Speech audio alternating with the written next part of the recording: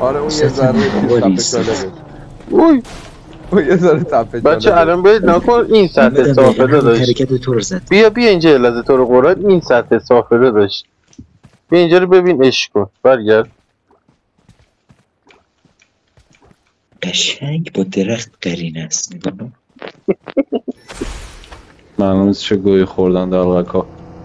یه پینوت داره بزن. پینوت داشت بره بابا دلغکا چی کار داره میکنه؟ محمد یه جور ماشین کوبون تو دراب، ماشینه داره انگار کونه دراب میذاره.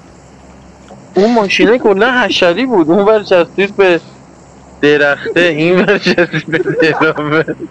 دهنت سرویس محمد. خدا لعنت. البته محمد هم علاقه خاصی به کوبیدن